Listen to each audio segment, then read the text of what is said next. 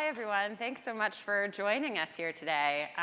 We have a little bit of an abbreviated panel. I guess it's more of a chat than a panel. Sadly, Mike is sick and couldn't join us today. But we'll try and keep this maybe a little shorter than an hour, but we'll play it by ear and we'll take questions towards the end. I'm Christine Lopez. I'm a product manager at Human Security.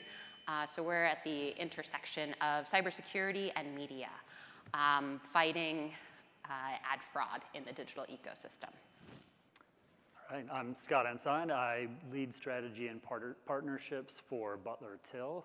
Butler Till is an independent media and marketing agency, and what's, I guess, unique about us is we are 100% employee-owned, we are women-owned, and we are B Corp certified. As far as I know, the only agency maybe in the world to have all three of those things. So we are a purpose-fueled marketing and media agency, and my role there is to lead our integrated planning function as well as our key partnerships and really looking after the offering roadmap. Very cool. So I'm so excited to have Scott here as a representative of marketers as well. I thought we could start with something a little fun. It was supposed to be a big icebreaker among a group of panelists, but I guess it'll be one of just among the two of us. So I thought we could start with, first of all, our most memorable ad before we dive into the nitty-gritty here. And mine, I think, is the Google did a Home Alone ad, and it was like the perfect amount of nostalgia with Macaulay Culkin, and like that's the one, when I think of great commercials, that comes to mind. Yes, and I was talking to Christine earlier. I actually saw Home Alone in the theater, which I'm dating myself a little bit, and my choice is going to date me even further.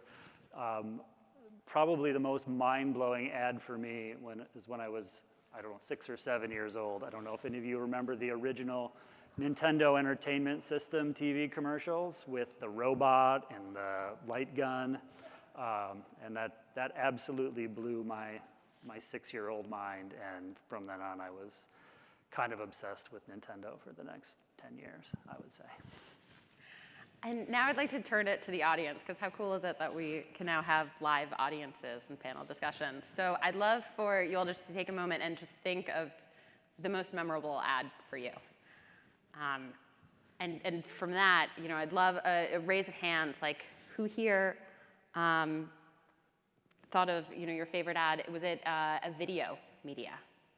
Raise your hand if it was video, an ad commercial. Nice. Most, who is it? Print media. Digital banner on your computer, mobile. Billboard. Yeah, billboard. Outside. I think most of the folks here who raised their hands picked a commercial, which makes sense because it's that sight, sound, and motion is so impactful for marketers, for people to interact with, to remember, for that brand recall. And I think that's one of the most exciting things about CTV. We're going from linear TV to now CTV, like measurable, actionable, personable. Yeah, and I think speaking from the buy side of things, they actually let an agency person into NAB this year. I might be the only one here. That's what our clients are looking for. They really like the idea of being able to combine all of the storytelling and brand building tools that TV has always made available for decades, and to bring that into a more flexible, addressable, measurable space. So we've seen really a lot of budgets and dollars and conversations flowing to CTV, especially over the last, I would say, 2 to 3 years. And in fact, to the point where one of the biggest challenges, which I know is what we're talking about today, is not so much convincing clients to move budget there, but really finding the scale in the platforms based on how we're targeting and the audiences that we're looking for. Yeah, definitely. We talk about growth in CTV, and I think it's still a fraction, the CTV ad spend of linear TV. And I think we talk about the shift of eyeballs moving to CTV, especially pandemic-fueled changes with lockdowns and binging connected TV shows. But I think the big thing is not just eyeballs, but like the dam of linear TV ad spend and like cracking that and shifting some of that more towards CTV, and not just as an aside, but rather like or value add. Yeah, like looking at it more holistically. Yeah, and we at Butler Till, we work with a lot of financial services and then healthcare, and specifically pharma clients. And for anyone who still watches linear TV, you know that pharma ads in particular are quite prevalent. So that is one category. I think because of the demographics and because of the way that those marketers have built those brands over time, TV has been like linear TV in particular, has been very durable. And when we think about how consumer behavior has changed, I mean, you can look at anything from eMarketer or Gartner and see where the time spent has been shifting dramatically, and especially as you step that down based on age ranges. And so, it's just, to me, it's very similar to the early days of digital, where the money wasn't flowing as fast because you had a lot of big monolithic spends on something like TV, and there's nothing to replace it on the digital side. And so CTV, any kind of single medium is not gonna ever be what TV was in terms of being able to capture such a large amount of attention with one shot. And of course, the other real challenge with CTV right now, from not necessarily from a consumer perspective, but from a marketer's perspective, is that 4 of the top 6 are not ad supported, and that's changing a little bit now. Some of those platforms, like Disney Plus, HBO Max, not too long ago, are introducing ad-supported or partly ad-supported content, but that's one of the reasons that the budgets have been so durable on TV, because so much of that time and attention that's being poured into streaming is not monetizable in the same way. Sure. What are some of the key KPIs that your customers are looking at on CTV? Yeah, the KPI discussion has changed dramatically too. So the good thing about having a connected experience and a digital experience is that we can measure a lot more, and we're not dependent necessarily on the same third-party legacy measurement services that you may have heard of. However, there's challenges. There's challenges in the new reality too. So measurement is difficult for us in part because the space has become so fragmented. So that makes it difficult both to scale and to measure. So kind of funnily enough, we end up finding ourselves working with third-party measurement partners just in a much more specific way. So I don't see a currency really replacing something like Nielsen in the same way, just like CTV isn't going to replace TV. But we still are working with third-party measurement providers. And so I mentioned pharma before. There are a lot of partners that we work with who measure things like script lift at the channel and even ad placement level. And we're able to do that across channels. So the KPIs are getting closer, at least based on what I've experienced, to business outcomes. And I think the addressability and measurability of CTV is what has made that possible. I just think that there's a lot more opportunity and runway to do more of that in the space. Yeah. For measurement, do you think it's unique reach, frequency, or is it business outcome driven, or does it depend? It depends a little bit, and both of those things are still important. So frequency and reach are metrics that our clients care about. They're metrics that we care about. And of course, those are leading indicators that are something of a proxy ultimately for business outcomes, which is what we're trying to measure overall. But we definitely see that clients aren't as interested in things like GRPs, and most of our clients, I should say, are not as interested in those kinds of things. Those kind of relative metrics that are relating to what is with linear, kind of a declining space.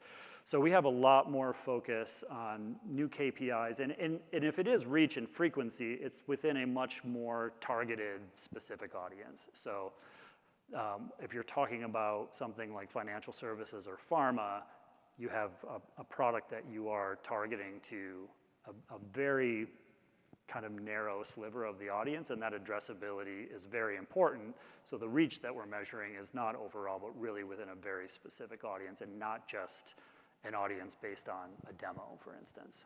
Sure. Is it challenging that the ecosystem is fragmented when it comes to measuring that uniqueness across these walled gardens? Yes, definitely. That's a huge challenge. And so much of the inventory is not available in the same ways as some other digital inventory, right? So open exchange buying is not nearly as prevalent with CTV as it is with something like online banners, which is, my background is in digital biddable media, so I'm used to being able to go to a demand-side platform and picking the inventory I want and buying it. And CTV still largely operates, I would say, like linear TV buying, more or less, with some bells and whistles. But in a lot of ways, it's one-to-one. Even if that's like a private marketplace kind of deal through a DSP, there's a lot of kind of manual work in one-to-one. And that makes it difficult when you have this long tail of streaming services, each with their own kind of requirements, each with their own walled gardens that don't really kind of relate and talk to one another. I would say what clients are hungry for is to be able to reach an audience across services and to be able to measure that effectively, which is definitely one of the big challenges in the space right now. If that's the big goal, why do you think they're buying the way they are in PMPs and hand-sold deals? I think it's a mix of things. I mean, there are challenges with the business model, of course. It may not benefit the sell side to open up exchange inventory. If you look at what's happened over the last, decade or so in terms of RTB and programmatic media, I think if I were a platform and publisher of CTV content, I might say open exchange buying is not a really great deal for the content creators and distributors. It might be a good deal for digital advertising geeks like me who like to engineer CPMs and CPAs down as low as possible. And I think it can be good for the clients if done correctly, if done safely, if done in an authenticated and accountable way. But I think the platforms have understandably been reticent to open that up because they don't want to see their inventory commoditized. So I think the antidote to that ultimately is having buy and sell side working more closely together to create marketplaces that everyone can trust and marketplaces that value every point in that chain from end to end. And I think I've seen some encouraging steps on that journey, but we're certainly not there yet. Yeah, definitely. So those are some great or some key risks for content owners. That commoditization of inventory, that race to the bottom in CPMs. What are some of the risks preventing marketers and advertisers from buying more on open market? I think fraud is one, and I know that Human is well acquainted with the fraud and accountability space. I think there are issues of brand safety. I mean, we've all seen the horror stories about stuff appearing in places for brands that is really not brand safe or brand suitable.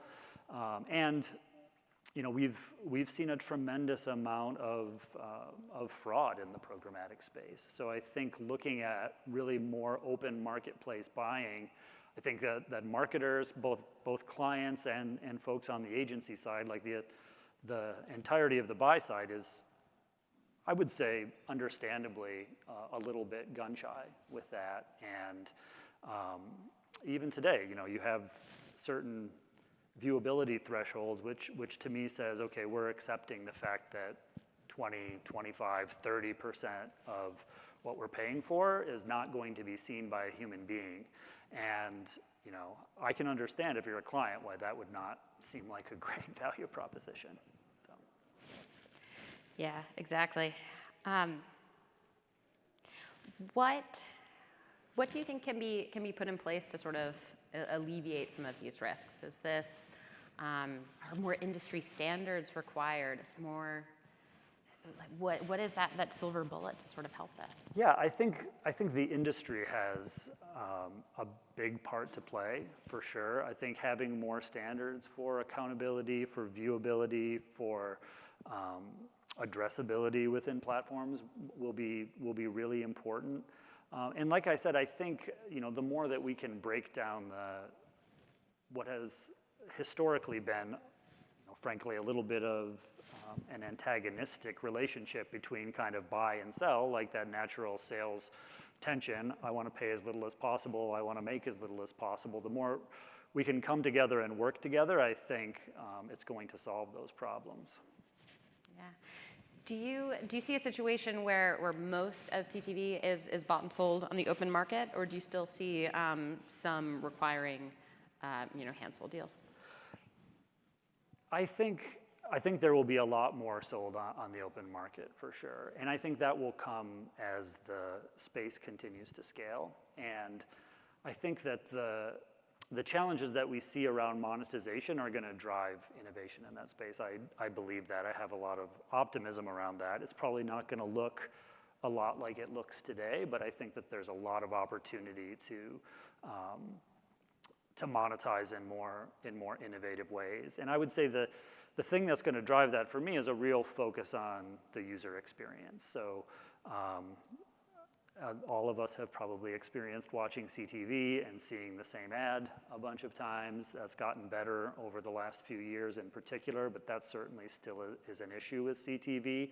I think there, especially with younger demographics, the traditional kind of ad load and ad break is a really, really poor and challenging user experience. I think we've got to rethink how we can innovate there. And so, you know, in the keynote, Dan was talking a little bit about more user choice at the beginning of that, either choosing which ads you want to watch or choosing to watch ads at the beginning. I think there's a lot of different innovation we can do that will push more people into ad-supported environments, because I think that's where, to scale, that's where the space has to go. So much of it is being done in a place where there are no marketing opportunities today that we need to get more creative about how we're monetizing that content to scale it up. Yeah, I love that ads can subsidize the cost for things and make content more available and, you know, easier to consume. And ad subsidies certainly help there. But you're right, there's something missing. And I think we've also seen, you know, we took linear TV and how that was bought and sold and measured. Yes. And you know, everything with that, and we sort of shoved it into CTV. We did, and you know, for some of the reasons that we've already discussed, I think that is largely the case today, and that's where I think innovation is going to have to take over. And as I think about something like CTV, it is such a clear value proposition when you're talking about an AVOD experience in particular. There's such a clear value proposition to the consumer that there's not with a lot of other online experiences. So if you're just browsing a website, you know, if you made the mistake of clicking on some garbage content from Facebook or whatever it might be, you're just kind of getting blasted with ads, and it is there's a very opaque exchange of value there. Whereas with CTV, you are in the main consuming premium content that would otherwise have to be paid for. And so I think that the platforms have a real opportunity to engage consumers in that conversation and say, like, hey, this is the reality of it. We would love to provide you with this content for free. To do so, like, let's have a conversation about how you want to be marketed to and how you want to experience the platform. And I think from there, there's almost no ceiling on growth for something like CTV, especially CTV defined more broadly. And I would consider, as you know, eMarketer does YouTube to be a part of CTV. I think they've done a really good job of making that ad experience, at least in a very basic way, much more interactive and given the user some control over how they're experiencing the marketing side of the platform. Yeah, definitely. Yeah, user experience is key and innovation. I think the other thing that's missing is transparency for buyers, sellers. I think that might even address some of those sort of butting head challenges you mentioned about race to the bottom on CPM versus get the highest CPM we can. Yeah, and I think just having a real adult conversation about the value of what you're buying, to me, is the big missing piece. And we've put some technology in the middle of that conversation that has not necessarily, as technology often does, it has created a further gulf and further separation. So it's almost like the buy side, in conjunction with a bunch of really smart partners, Google, Facebook, the DSPs, created ad tech and technology to engineer costs down, which again, that's great for the people who are putting the money forward, not so great for the content creators and the platform. So that's gotten us where we are if you look at the programmatic side, and with things like fraud and just really low quality content and bad user experiences and ads that are not being viewed by humans.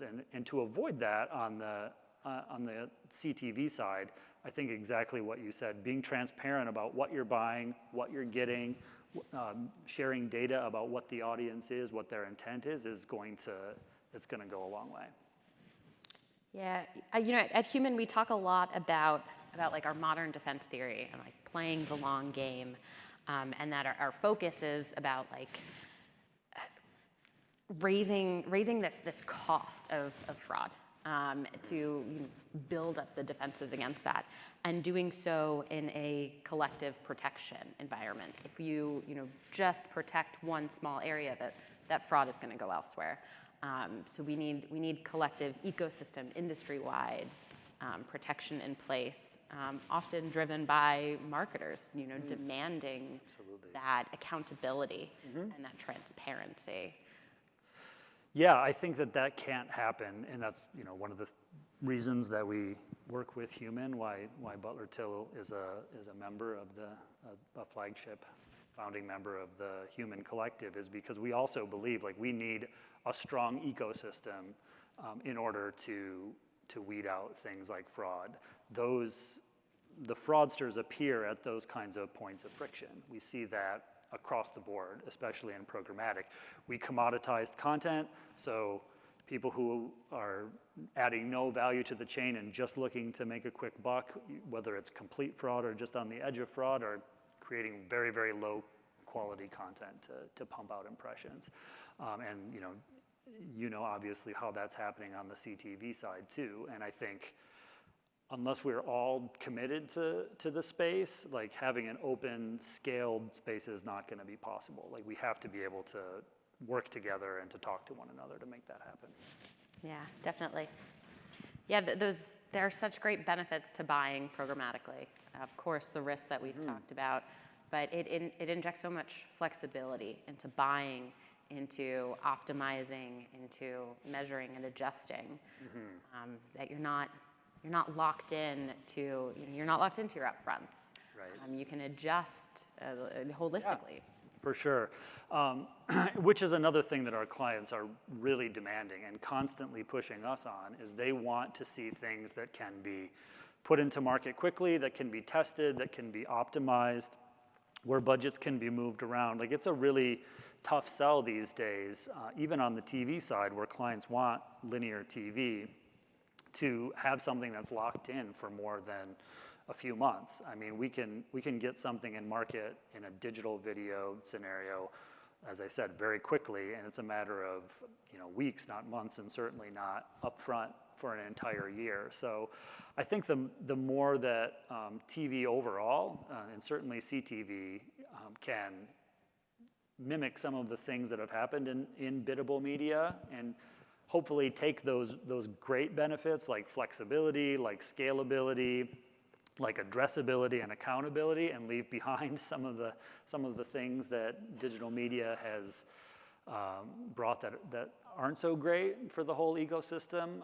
I think that's the path forward. And I think CTV has a great opportunity to do that. As I said, it's premium content. It's stuff that people love. It's stuff that people want, stuff that people are willing, that have shown, unlike other forms of digital media that have really struggled. If you look at the news business, for example, I guess, CNN plus to one side, people have been willing to pay for this kind of content, whereas if you're a newspaper, that's been very, very challenging to you. So I think combining that willingness to pay with marketing and monetization strategies that engage and involve the consumer and provide a really, really strong user experience are going to be quite effective.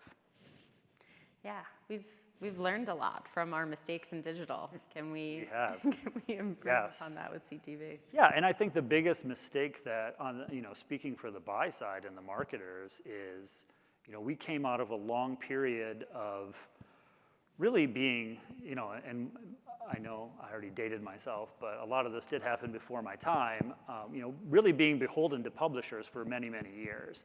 And when digital media came along, when more addressable, flexible media came along, I think the buy side was happy to say, aha, like we're gonna engineer costs down and there's nothing you can do about it.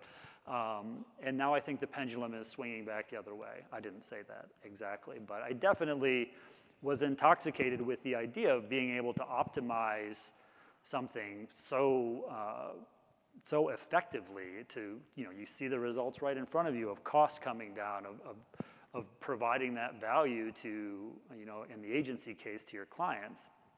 I just think that we need to balance that now with a healthy publisher ecosystem. And I think that's the big lesson that I would say that I've learned from all of that, is that we need each other in this marketplace to make it work. Yeah, absolutely.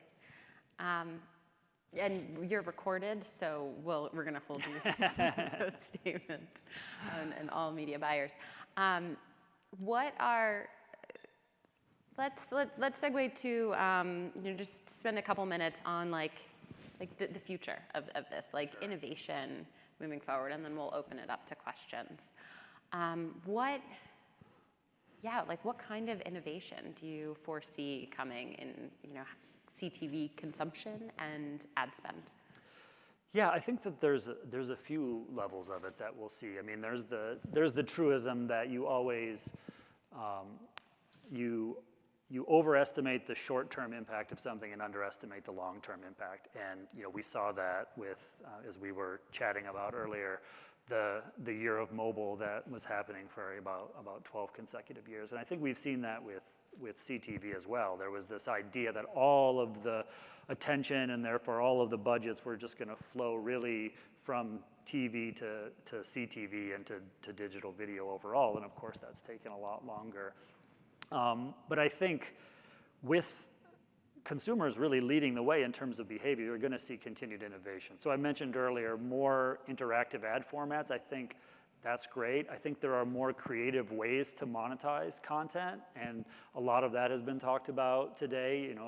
I sat through the talk from Encore, where they were talking about what they're doing with that platform for musicians and creators, where you can have fans, give you claps, and those are a monetizable, those are a commodity, a currency within that platform. I think we'll see more of those things over time. I think one thing that we will ultimately, one way or another, get past is, like as I said before, just this idea of we're going to put a show out there, that show's going to have ad breaks, we're going to sell those ad breaks, the show stops, the ad starts, and on we go. That's one of those things that I think we've really dragged from the old world into the new, that we probably, if we were inventing all of this stuff today, there's no way we would do it that way, right? So I see part of it happening on the creator side too. Not to go down the fallacy of personal contamination here, but I have 3 kids, 3 boys, and they watch almost entirely user-generated content. Like, they don't watch anything that you and I would recognize as television. They're watching TikTok, they're watching YouTube. As I told you before, Christine, I'm going to an event, a YouTube event where Mr. Beast, for those of you who know who that is going to be in attendance, which is, the only time in memory that I've actually impressed my children, because they actually know who that is, unlike most of the things that I'm involved with. So I think more interactivity in that way is going to be part of that innovation. And that's got to come ultimately from the creator side, which is going to create innovation for different ways to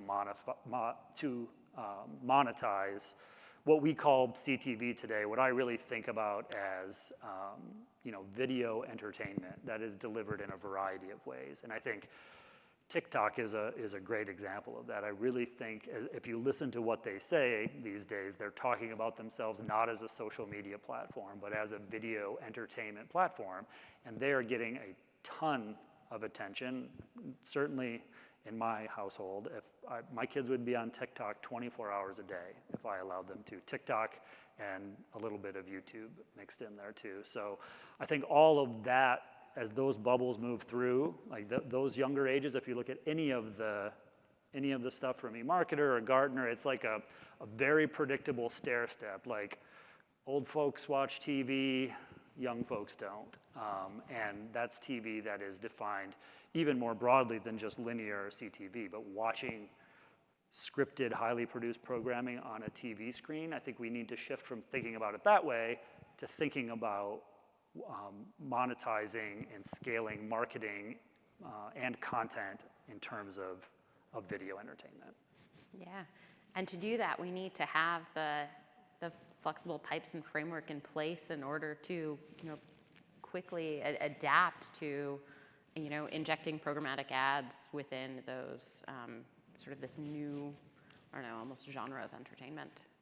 Yeah, for sure. I think the innovation has to come from all directions. And that's why I said before, I think it's going to take a lot of groups working together, buy side, sell side, the content creators themselves, whoever they might be, whether that's studios or just the kind of creator economy that we're seeing bubble up. I think it's not going to look like it looks now in another 5 to 10 years for sure. There's going to be a whole lot of innovation that takes place. How neat. All right, I think let's open it up to any questions. We have a marketer here. How exciting is that? Does anyone have any questions for how CTV is being monetized, thought of, measured today? Yeah. All right, so you said that content providers are going to be more active in how they work with advertisers. What do you mean by that? What would that look like if ad breaks aren't going to be there? You're talking about something different will come up. What do you think? Yeah. Well, I mean, we've already seen a lot of that, and specifically even with, and again, I wouldn't say that's happening with CTV today, but it's happening with video marketing and video entertainment. So we do a lot of work, even in the pharma space, believe it or not, with influencers. And we've seen that space grow tremendously. Like there are people out there making a very, very good living just by using products, by demonstrating products, by talking about products. And there are whole influencer networks and influencer agencies that we tap into for those programs. So I think that's one area of monetization. I think if you think about the creator economy overall, as I mentioned before, that the Encore talk that just happened a little bit ago, that is fans of something participating in a much more meaningful way. So a concert that's going on where you can just give someone like a 10-cent little microtransaction. They call them claps. They could be any other kind of thing. And then I think that there's just some natural ways for marketers to participate in that as well, either with product placement or sponsoring artists or creators. I think that's the kind of thing that's coming up really, really fast. I mean, there's a whole host of that stuff on TikTok right now. If you want to go down a rabbit hole, you can find influencers to basically rep anything that you can think of. So I think that certainly is one area that we've seen a lot of traction. Do you use different KPIs to measure business outcomes or reach of those sort of influencer type things as you do with linear TV buys, CTV buys, digital bans? Yeah, that is one of the big challenges of that kind of marketing is it kind of you see a lot of that influencer marketing activity happening out of earned media and PR agencies and providers. So you tend to see some of the same KPIs that you would see there in terms of impressions and reach and things like that. But as I said before, we work with third-party measurement partners, and we can tag just about anything, whether it's a post or an ad, and find ways to measure it. It's not straightforward or easy, but we've definitely seen it be effective for a lot of our clients. Yes.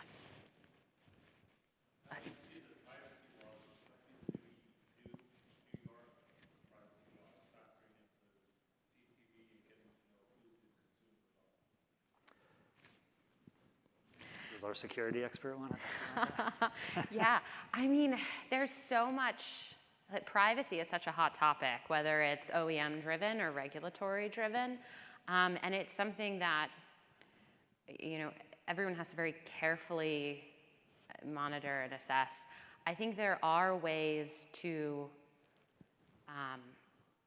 perform measurement or, have addressability without knowing, the individual user name, IP, email address. Like, can you do, I think differential privacy is one thing that's thrown about. Like, can you take a data set of people and show the patterns within the set instead of, individual things about the members of that set? I think that's another way to go around that. But there is a very clear value proposition here with, premium content, and in exchange for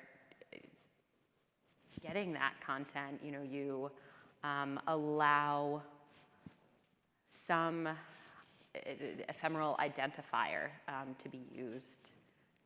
Yeah, and I think, as I said before, I think CTV is actually really well positioned relative to other forms of media, forms of digital media in particular, because almost all of these services are authenticated environments. And so you've created an account, you have ostensibly read some terms and conditions, and you've agreed to be marketed to in a certain way in exchange for what you're receiving. So it's not just kind of going to a web page from a Google search that you have no relationship with. When you're watching CTV, you've already established you have some kind of terms and an established relationship with that provider.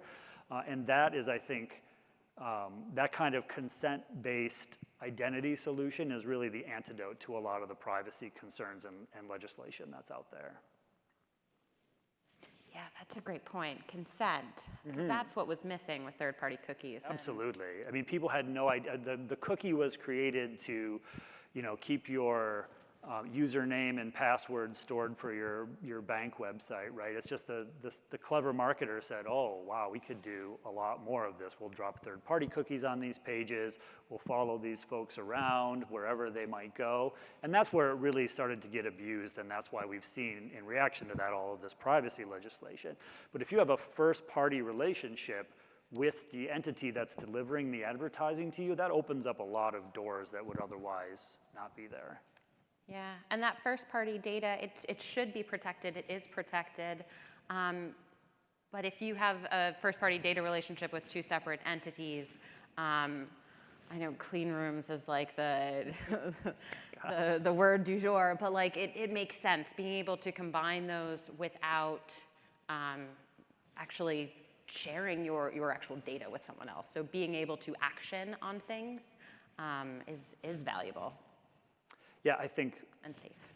And I think, again, because of the clear value exchange, CTV is well positioned to do that and to protect and build trust with consumers in ways that other digital media properties have struggled to do. I want to go back to what you're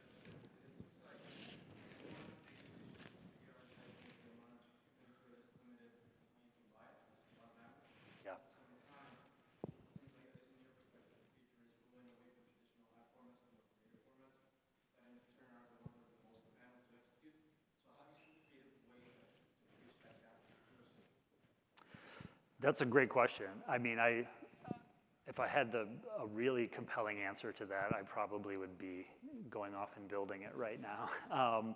I think that's what the innovation is going to have to come up with. It's unclear to me what that's going to look like. I think the first step could be just taking advantage of some of the interactivity that's available within these platforms right now. So as I mentioned before, the idea of saying, okay, I'm about to watch a 90-minute movie on HBO Max, and I have the ad-supported version of that platform, so I'm going to choose to watch a 60-second commercial ahead of that versus having my movie interrupted throughout. I think there are some really low-hanging fruit levels of innovation and interactivity that could become much more prevalent, enhance the user experience, draw more people into the ad-supported formats, and create the scale that I think all are hungry for in the CTV space. And then from there, I think that innovation kind of builds and gets more interactive and more creative from there. And along with that, we'll need to find ways to scale the buy side of it. That is a great point, though. I think we do need to have like frameworks in place now with like the current state to really enable programmatic transactions, open market transactions. It's bananas that we don't today. But like, how do we enable that so that way we can more quickly adapt to innovative formats, changing buying behaviors? So we do that with frameworks and transparency, so you know what you're buying. Absolutely, and I think that I'm really encouraged that there are more ad-supported options than there were before. So I think as those become available, more people will adopt them. If we can provide a user experience that's not terrible, at least, I think we're going to see growth in the ad-supported side of something like Disney Plus, for example, something like HBO Max. Ultimately, Netflix has been kind of teasing this idea for a long time. If we can have those ad-supported options that don't destroy the experience of using the platform, that's where the scale is going to come from, and that's where then open exchange markets, I think, become very attractive to those platforms, because they also are going to struggle to have one-to-one relationships with every advertiser who wants to participate in that marketplace. Any other questions?